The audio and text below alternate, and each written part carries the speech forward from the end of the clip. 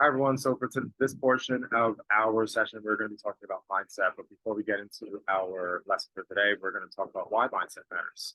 Okay, your mindset is your inner dialogue or what you say to yourself. So you have your thoughts. Okay, whenever you think something, okay, that's something that's going to either project you into a positive state of mind or a negative state of mind. So we want to have that positive mindset. So your thoughts lead you to believe things, which causes you to take action or inaction, and then that gives you your results. So, for example, if you have a negative thought like "I'm no good at math," all right, you say that over and over again to yourself. That thought becomes your belief. Now your body and your mind and your whole system believes that you're no good at math.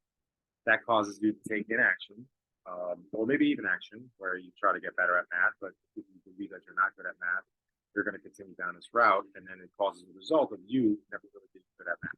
In reality, if you think, all right, I can get better at math, all right, and that thought becomes, well, there opens up gateways for you to cause, for you to believe that you're really good at math, and then causes you to take action and learn and get better. All right, so we want to have a positive mindset. All right, this is the difference between having negative thoughts and positive thoughts. So with that said, we're going to start off every day with a quote for our mindset. So I'm going to lead you with a quote. We'll start you with a quote, and then you're going to think about this for a moment. What it means to you. Maybe have a conversation with someone next to you about what it means to you, and then I'll dive into it. So I'm going to lead this up. I'm going to say this quote. So whether you think you can or think you can't, you're right.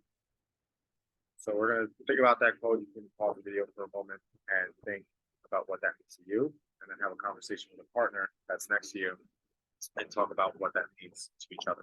So I'll give you a moment for that.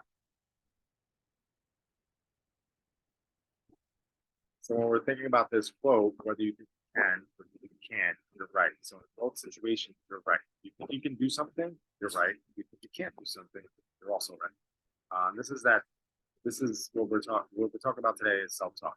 Okay, self-talk is what you say in your head when people are feeling something.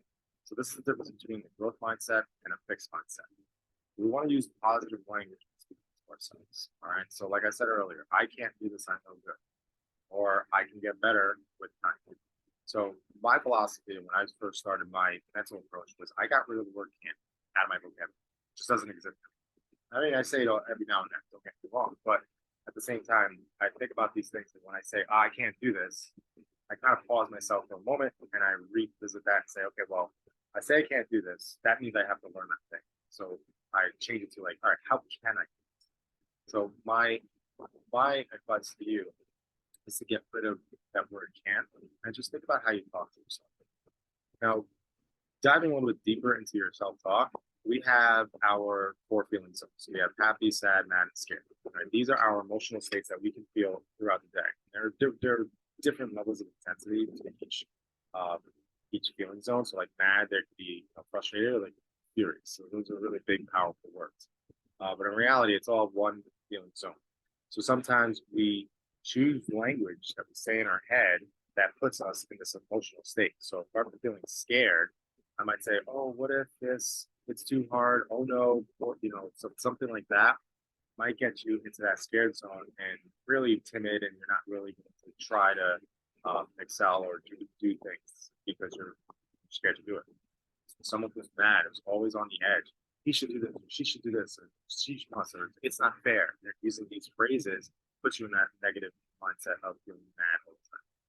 Sad zone is someone that feels sorry for themselves. So poor me, nobody ever puts me first in control. I never get to do this. This is someone that puts themselves into that sad or depressed thing.